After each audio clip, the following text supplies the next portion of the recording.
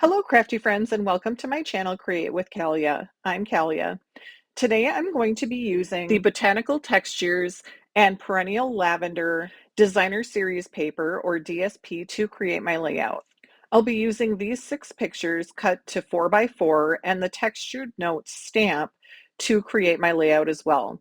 I also have a 5 by 7 picture that I have already matted and put onto my page. If you're looking for the measurements that I used for the page, make sure to go back and watch the first video in this 3-part series called Fast and Fabulous.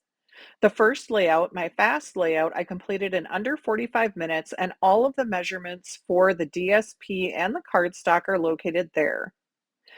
I did cut this piece of cardstock to 8.5 by 8.5 square, and now I'm going to be marking where on my background the corners of the cardstock are located. I've centered the cardstock on my base page. I'm adding the marks so that when I stamp, I know where to locate my stamped images. I'll be using the Textured Notes leaves and my Tuxedo Black Memento ink pad to do my stamping. If you watch the fast version of my layout, you'll remember that I use DSP to take the place of the stamping that I'm currently doing.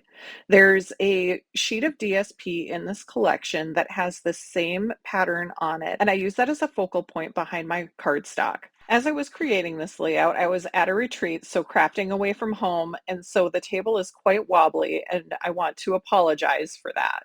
I'm using the pencil marks that I put onto the base page to keep an idea of where the cardstock will be so that I know that I am stamping out far enough that the leaves will be visible without stamping too far, as I don't really want the bottom of the stem from this stamp. I'm going to continue stamping around the page, and I tilt my stamp periodically so that not all of the images are facing the exact same way. This is the exact same technique and way that I created my background behind my 5 by 7 page on the left-hand side of my layout. I'm happy with how this looks, and so now I'm ready to add the cardstock down to the base page. I'm going to erase any of the pencil marks that are still visible, and then I'm adding more of the DSP behind my cardstock.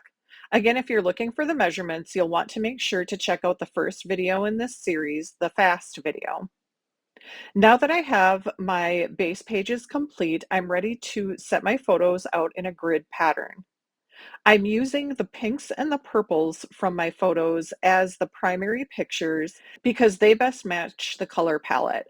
I'll put the yellow picture down in the top right corner of this grid, and then I'll be using a flip flap to ensure that the pink flowers are the picture that's visible when you first open up this layout in my scrapbook.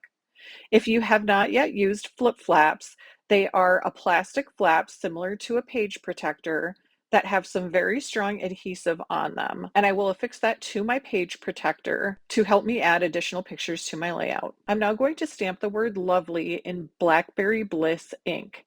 This stamp comes from the Sweet Bloom stamp set. I'm also going to stamp the words It's a and Day in Granny Apple Green. These stamps also come from the Sweet Blooms stamp set. The pictures that I'm using for today's layout come from one of the days that I went to go tend one of our area's local pollinator gardens. More in a moment. I'm now bringing in the Spotlight on Nature dies, the Beautiful Motifs stamp set, and the Everyday You and Me stamp set, and the Seaside Wishes stamp set. I'm ready to start creating my embellishment clusters with some stamping and die cutting. As you can see, I use the Spotlight on Nature dies to cut out a circle in both Granny Apple Green and in White Willow cardstock. I stamped the squiggle in Highland Heather and then So Much Joy in Blackberry Bliss. I also cut out this tab in Granny Apple Green. I believe I cut this tab from an old Close to My Heart die set. I then use a variety of dies from Enduring Beauty, Impressions of Bloom, and Gallery Blooms to create the rest of the elements that I'm using to create these larger embellishment clusters. The watering can comes from Storybook Garden Patch, and I've cut the elements out of Granny Apple Green, Black, Blackberry Bliss, and Highland Heather cardstocks. I cut out a variety of different shapes and sizes and quite a number of the different embellishments so that I would have plenty to work with as I built up my clusters. I simply worked on rearranging the clusters until I thought that they were large enough and pleased my eye. Last, I'm going to add some Purple Fine Shimmer Gems to the layout. These come in Blackberry Bliss, Highland Heather, and Fresh Freesia. I'm going to use both sizes and a variety of the different colors that are on the sheet to just add some sparkle around the embellishment cluster and around the title to my layout. If you've been following my channel for a while, you may know I've completed layouts in the past from my time tending this pollinator garden. I've been working on tending the pollinator garden as part of a community project associated with my obtaining my Master Gardener certification. It was fun to visit the pollinator garden several times throughout the growing season and see how the garden had changed every time it was my turn to tend it. I loved seeing the changes in what was blooming every time that I was able to go out and tend the garden, and also to see other changes in the garden, such as finding the giant orb weaver spider that's in the top right-hand picture of my grid on the right-hand page of my layout.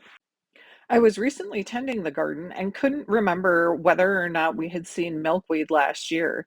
And when I came back and revisited this layout, I was excited to find that I had included a picture of milkweed. It was a great reminder to me of why we scrapbook, so that we can have these memories and have a record that we can look back at. Just like with my left-hand page, I've cut out a number of the die cuts so that I can build up my embellishment clusters for the right-hand side of my page. I'm then adding some of the same shimmer gems to complete the look of the embellishment cluster. All of the products that I use to create this layout will be listed in the description box below, so make sure to check that out. And if you've enjoyed watching this video, please make sure to like and subscribe. Also, make sure to hit that notification button. As I've said, this layout is part 2 of a 3-part series, so you won't want to miss when I post the last of the layouts of this series. And here's the completed layout.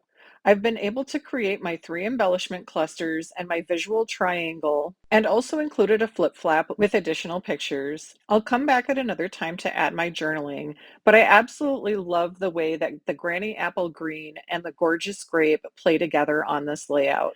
Remember to come back on Friday to see the last layout of the series. Thanks for watching, and craft on!